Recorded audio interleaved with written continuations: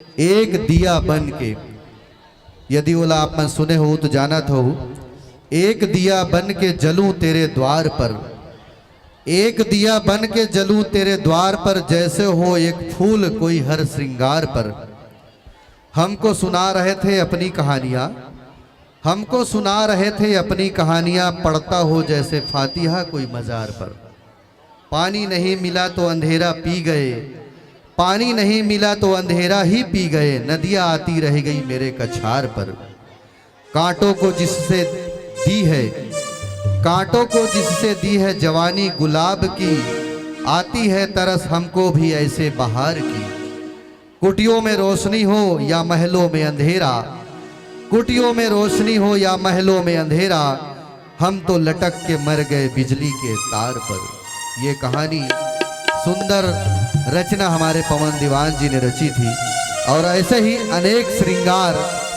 हमारे छत्तीसगढ़ के गीतकारों ने की है। तो आइए एक श्रृंगार गीत हम सुने।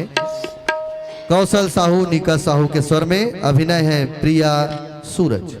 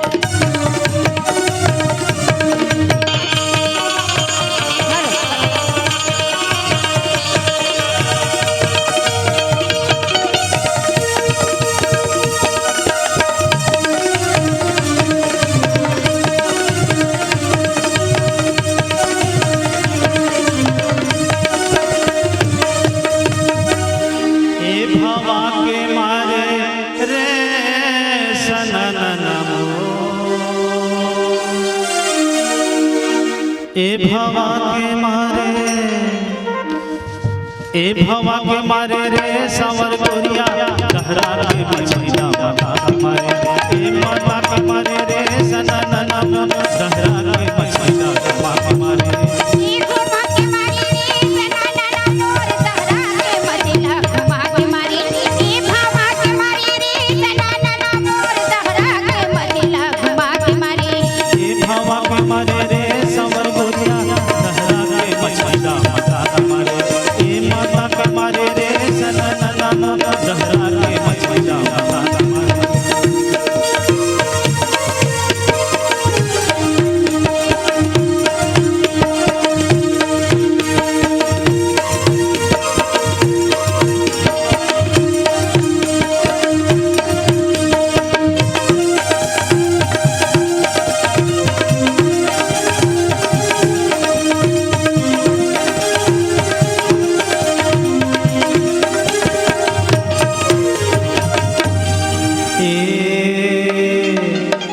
लान में बहरी बहरे बोलाओ, तोरे लुगरा के छोरमा मोर रानी, लुकाले मोला ए लुकाले मोला, ए लुकाले मोला रे सावर गोरिया, लहरा के मछलिया माता के मारे, ए माता के मारे रे सावर गोरिया, लहरा के मछलिया माता के मारे।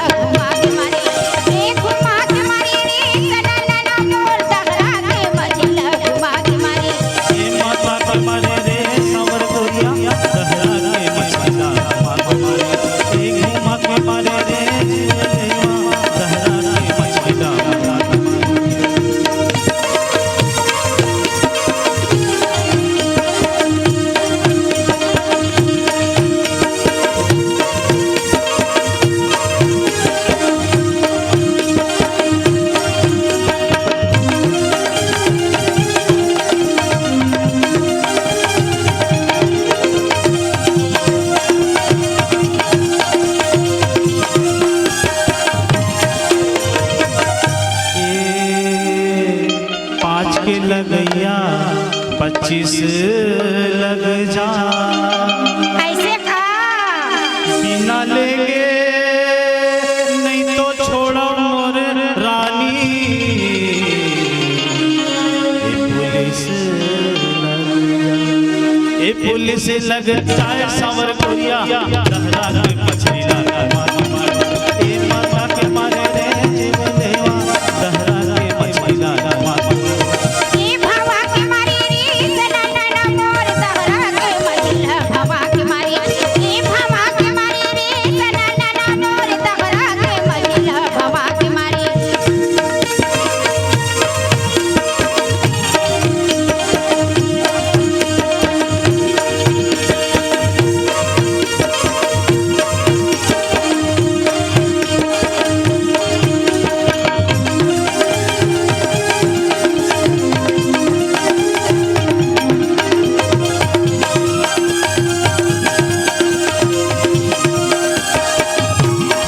सुना था जी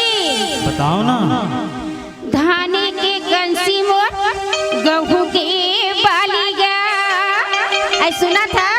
सही बात है धाने के कंसी मोर और गेहूं के बालिया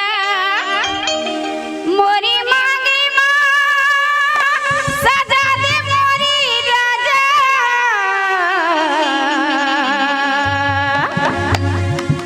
ये पीरीती लाली ये पीरीती लाली ये पीरीती लाली का सननन मोर तहरा के मछला घुमा के मारी ए भावा के मारी रे सननन मोर तहरा के मछला घुमा के मारी ए माता के मारे रे सावर गोरिया लहरा के मछली लगा मारे ए भावा के मारी रे सननन मोर तहरा के मछला घुमा के मारी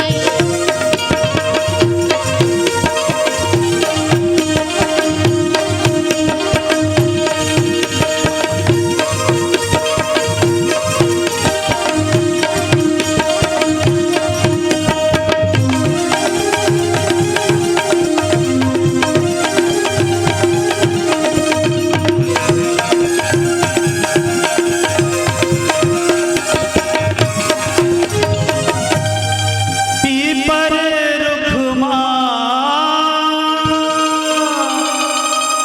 हरेला पीपरी तोला राखे हो लुका के कर जावे तेरी ए सजनी सजनी तोर बिना नींद नहीं लागे कैसे गुजारा मैं रात वो गुरिया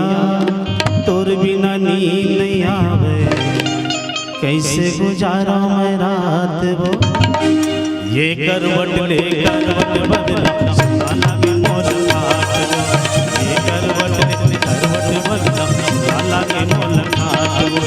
गुरिया सजनी सजनी तोर बिना नींद नहीं आवे कैसे गुजारा मैं रात वो सजनी तोर बिना नींद नहीं आवे कैसे गुजारा मैं रात वो ये करवट बदला लाला के मोर खाट वो ये करवट बदला लाला के मोर खाट वो